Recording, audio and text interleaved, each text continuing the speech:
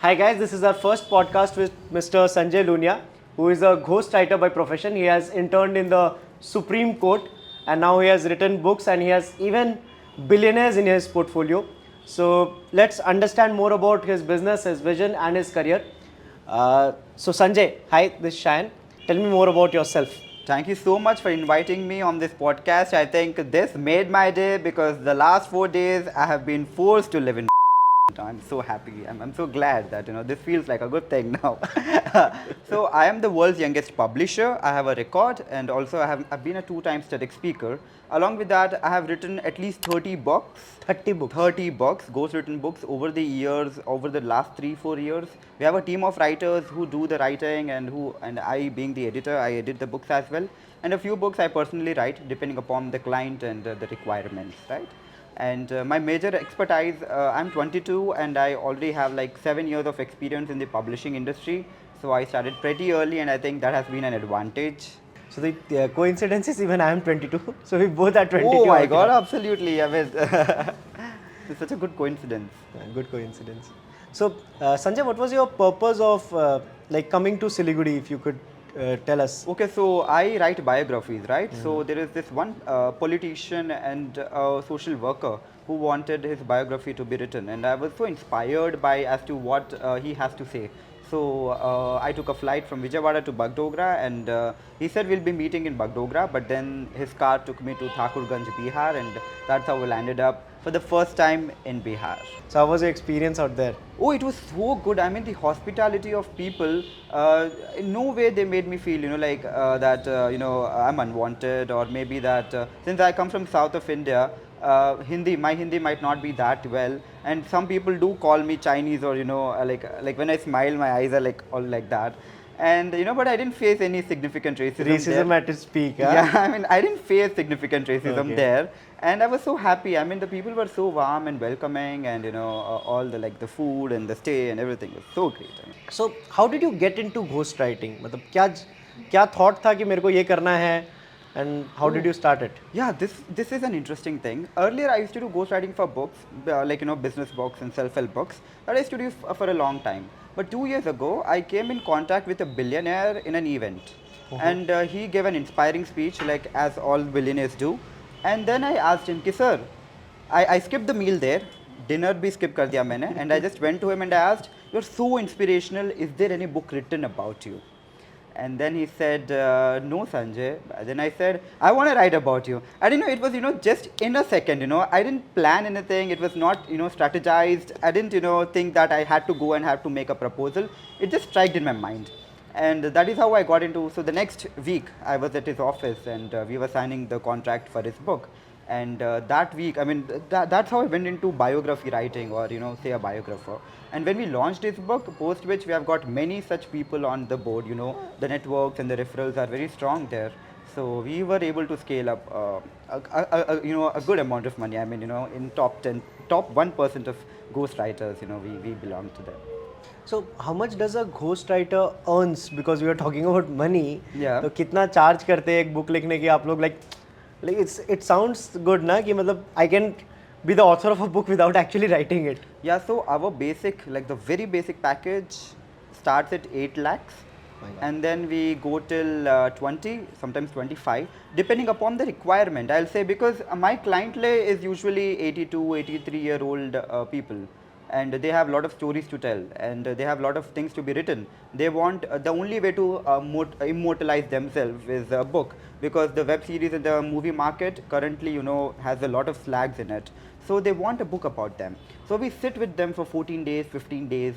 We have recording sessions with them, like the way we are doing a podcast. But that podcast is something that happens behind a closed door.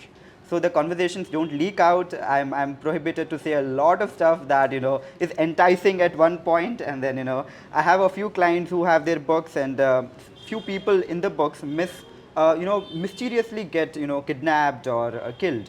And then when I ask them the reason, they say, it's God's miracle. Means you have written a book and you have mentioned about some characters. Yeah. After writing They are real people. After writing the book, they get kidnapped. No. When I'm writing the book, when I'm reading about them, like when he says me about a few characters who were villain to him in his life, And then after a few pages, the villain is no more. Then I ask him, where did he go? Then he says either he was kidnapped or he was killed. Then I ask, how was he killed? Then he says, God's miracle. That's so scary, you know, like I've seen like 6-7 murders and I'm like, bro, where are these all people? And they say someone's in Nepal, someone died in Nepal, someone died here and there, and I'm like, can we record it and Yeah. put it? You will be caught by those nah, people. see, I'm all blind right now. I'm giving blind article or something. I've not mentioned the exact things, right? I've not mentioned the name of the people, the places. I think this happens on a day-to-day basis. It's not about one That you have person. told about murder stories. Yeah, murders and white collar crimes, blue collar crimes, lot of stuff, Can you describe this white collar and blue collar crimes that you were speaking Oh, about? that I cannot get into the depths. I mean, I love myself and I love my life. You can't. Sitting here, I can't sign a warrant against myself. So maybe like No, just the definitions. What do you mean when you say white collar crimes and blue No, collar I crimes? can't get into that. I mean, I'm so sorry for this because if I start speaking about it, there are like 10 witnesses who are standing here, and there's a camera as well who's recording me actively. So no, I can't focus upon them. But taxations and everything, and maybe everything. Maybe how every billionaire has a trust, a school, a college. I mean, maybe how they build it as fast as possible. Maybe, like, I'm not sure, but, like, they have very good morals, actually, like, they want to do so much for the society. They build a trust and, they put a lot of money in the trust and they use it for colleges and schools and everything, You know. So tell me more about ghostwriting. What exactly it is? How does it work? Yeah, so it is basically writing a book for someone else with their name. For example, if Rani Malhotra wants a book to be written and she is not a good writer, so she says us the story, she says us the information, and we convert that into a book. Yeah, so that is what a ghostwriter does, and we also do the publishing because we have our publishing house. We pitch it to the top 5 publishers, India's best publishers, through literary agencies. And if the book gets selected, I think there's nothing better than that. If the book doesn't get selected, then we go for publishing through our publishing house. Publishing is a declining industry, people say.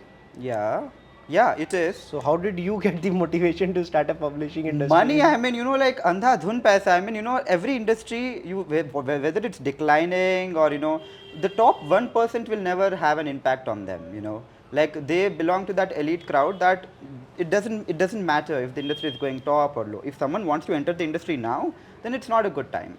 But for someone who has already been for 7-8 years, we have enough connections, we have enough clients, we have enough everything. So the top 1% of any industry you take, they'll be doing well, How did you get to the top 1%?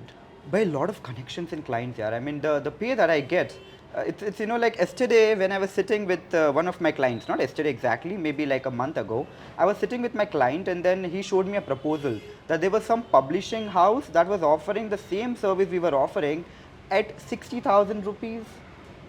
And I was like, this is not even equivalent to, my visiting charges too. And, then I realized, oh my God, this is what is happening in the local market. I mean, so we are actively pursuing now to make an association of, All India Ghostwriters Association or All India Publishing Association to, maybe get the things in balance. Because when at 60,000, man, I was so shocked. I was like, how is this humanly possible? How do you exploit a person to this extent that something? I was pitching him for 8 lakhs and he was showing me that 60,000 wala thing. And I was like, sir, if you are expecting, I just laughed there for a while and I was like, if you're expecting me to, reduce my prices for this, then sorry, sir, I think maybe we can meet next time. I mean, it's like, no, Sanjay, we were just showing you that this also happens in the industry. I'm like, fine with it, but it doesn't affect me. I'm like, I was just laughing, and then now I'm gonna call the publishers and I'm be like, what's up? why are you doing this to an industry? So when somebody is telling you about their stories, it may or may not be very interesting.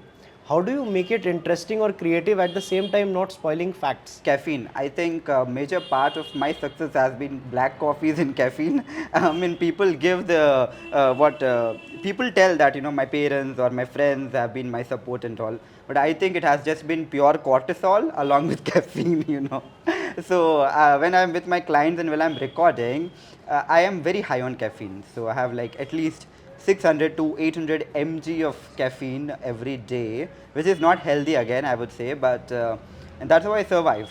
And most of these clients who pay a good amount of money, they have interesting stories to tell, because I am not getting something that's filtered. Filtering is my job. I get the raw thing, I get the raw of the rawest information. Then I have to butter it, or I have to come up with something that shows the person in a positive limelight.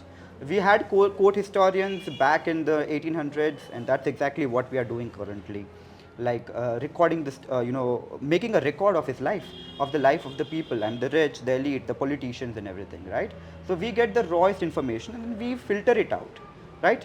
So filtering might be a boring process, but listening to them is never. Because again, I told you there are murders, there are crimes, So you find there's murders a lot of interesting. things involved. I mean, there's a lot of things involved, right? So it's never boring, because you know that you slip your tongue and the next person who's going to mysteriously vanish is you, my friend. So, Sanjay, what do you feel is the problem with ghostwriting, since a lot of young individuals already are aspiring to become content writers? Yeah. So, देखने में तो बहुत अच्छा है, but is it that lucrative or it has problems? What do you say on See, it? I would tell that when there is unemployment in the country, and I don't want to, neglect that. I absolutely agree. There's a lot of unemployment, but that doesn't mean that everyone gets into a declining industry. Maybe there are better industries out there where there are better opportunities.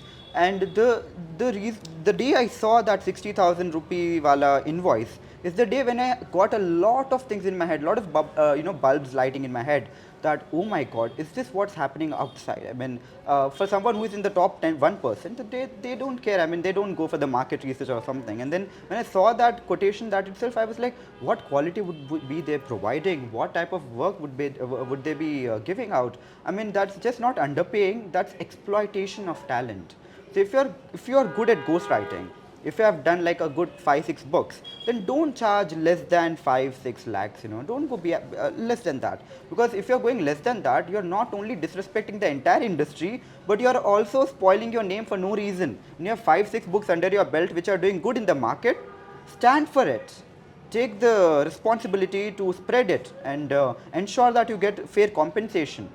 Don't be that one slave to the publisher, or the modern day slavery that we call it, because the publishers are the one who gets a lot of work, and then they give peanuts to the writers, and they keep the bigger chunk with themselves, and with all that bigger chunk they roam in the Mercedes, in the Benz, and meanwhile the writers, they are with that Jola and roaming around, possibly a H&M tote bag if they are being paid well.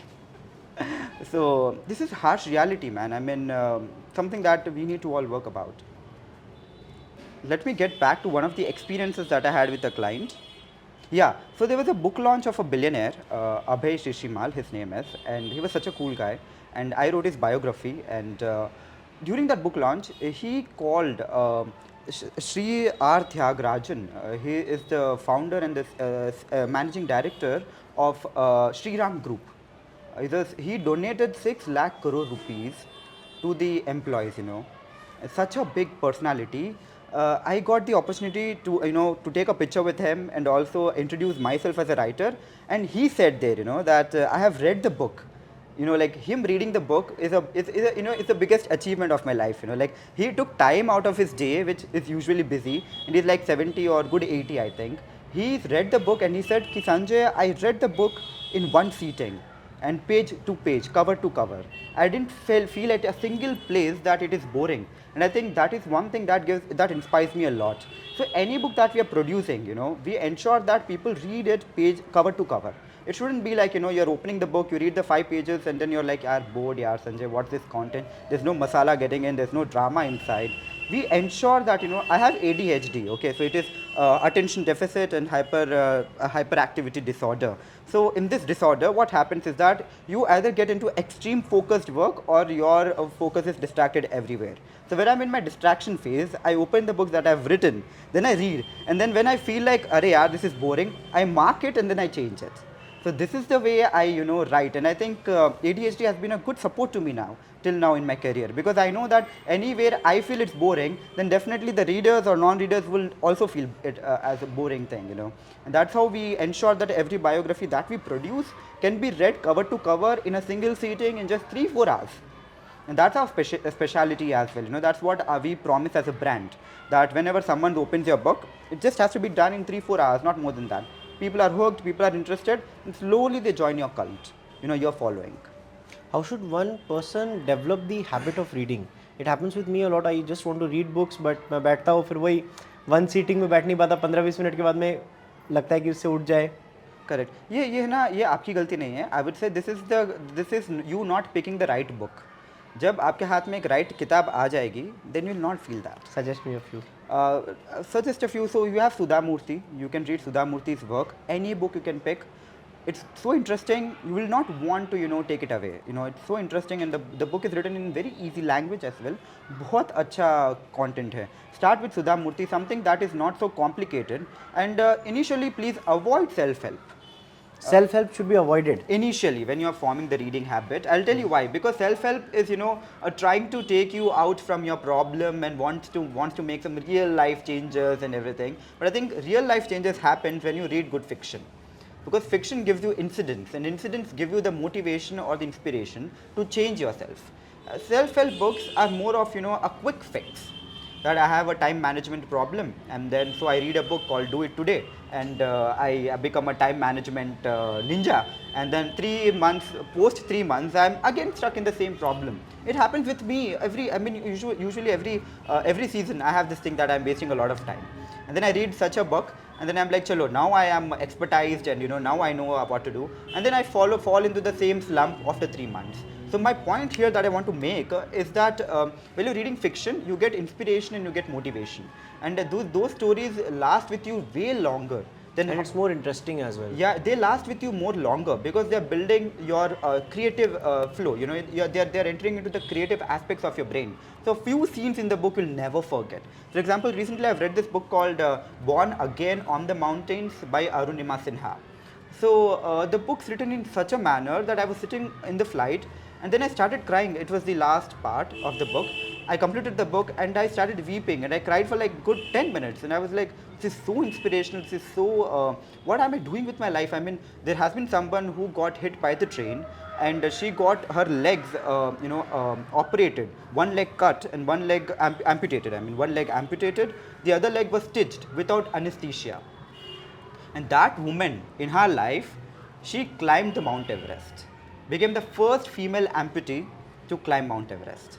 And when you read such stories, cover to cover, or a book about them, it's like a good 200 pages book, you get an inspiration because you know what would have happened with her, what was her mental state, how the media wanted to defame her, how the GRP wanted to play their own cards and dices. And when you read books like those, you get a lot of inspiring, real inspiration. And then you think all the problems that you're facing are nothing. I mean, the problems that you're going through on a day-to-day life are, just like 10% of what Arunima has faced in her life. And then that's what gives you inspiration. So first go with fiction, and then you put non-fiction just like, 5-10 pages a day. Ideally, you can start reading 20 pages of fiction every day, and you can increase that by 5 pages every week. Some good fiction books which you would like to recommend to the viewers of this podcast. So the first book is 1,000 Splendid Suns by Khalid Hosseini. I think this book, no matter how much I talk about, it is something that stayed in my heart for a long. It is set up in Afghanistan and the Middle East, and the way the book, that one feeling, you have that emotional touch with that book. I think that is one of them. The second book that I would suggest is obviously the Born on the Mountains by Arunima Sinha, because I know a lot of people do have their career choices as per the last movie or the series that they have seen. So I'm a bookish person, and then I wouldn't stop suggesting the latest book that I have read. And I think the third book would be the biography that we have written, H2O, Handicap to Opportunities. Such a good book, very fantastically written, you wouldn't feel bored, and the best part is that we ensure that every chapter is written only in 6 to 7 pages. So when you're reading, you mentally want to check कि कितने pages में एक chapter खत्म होगा. So H2O is written by you? Yeah, and it's Handicap to Opportunities. It's a book about inspiration and a lot of good things. So 6-7 pages का ही किताब होता है, I mean एक chapter होता है. So you are mentally conditioned that चलो हो गया, मतलब ये 6-7 pages ही है तो हम लोग पढ़ लेंगे तो 5-10 मिनट लगेगा, not more than that. Keeping that in mind, we write the book. So every chapter is small, crafted, very crisply, yet interestingly. Any story which you would want to share while writing a book about a client which made you very scared? Oh, okay. So this happened when I was working with one of my clients. He is based out of India. I wouldn't locate a more beautiful map. I mean, I wouldn't locate the exact place where he belongs to. He belongs to India, and then a few parts in his stories are in a manner that people vanish mysteriously in his life, like mysteriously. And then when we ask him that how did they end up, he would just say that it was God's miracle or something. And I think that has been so what we call so anxiety driving that I had a jaw clenching disorder, because of that anxiety. Because you're sitting with such a big personality and you don't know that if you one slip of tongue and you no more exist, because that's how it works in a lot of parts in India. So that one client, like that one project, still I know that how it feels like, to be in that anxiety. Was he a businessman or a politician? That I wouldn't like to disclose. I would like to play safe because he might be both as well, Some story which really inspired you of your client? Oh, this can be Kailash Malji Dugar. He's such a man, I mean, a man with no haters, I would say. So, we named the book project, we are working upon that, as Nirbhav and Nirvair. Nirbhav and Nirvair basically means without fear and without hate.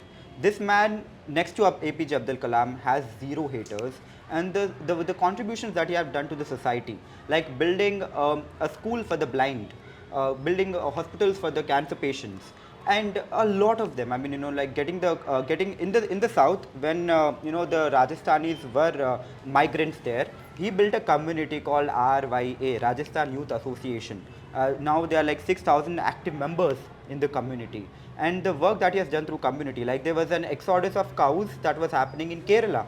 Exodus, like because of the famine in the Chennai, not Chennai, that the southern parts of Tamil Nadu, a lot of cows were being sold in Kerala, and in Kerala, because there's a lot of beef consumption, a lot of cows were being killed, or it was a mass exodus of cows. That was during the emergency time, during the 1975. This client, along with the government and the police officials, bought a lot of green grass and distributed it all across the Trishur and all the other places to avoid cows being slaughtered or being taken for the slaughtering houses. So such incidents really inspires me, that and that was during the emergency. So the emergency was in a situation where you can't go out of your home. You might be charged anything, you might be charged of any accusation, and you might be put in the jail. At that time, this man, along with his team of RYA, he saved a lot of cows, nearly thousands of cows. This is one of the very inspiring thing that still I remember that that scene, when you're helpless, you want people to help you out, and then he did it. Yeah, so we would like to end this podcast out here. A lot of learnings from you. I would say there are a lot of secrets that you hold inside. And looking forward to meet again and understanding stories behind the camera as well. Maybe one day when the contracts expire, I would become the Kalki. Okay. Cheers, man. Thank you so much for inviting. It was lovely talking to you. And let us hope more collaboration from Siliguri as well. I mean, sure. We'll try our best. Things out. No?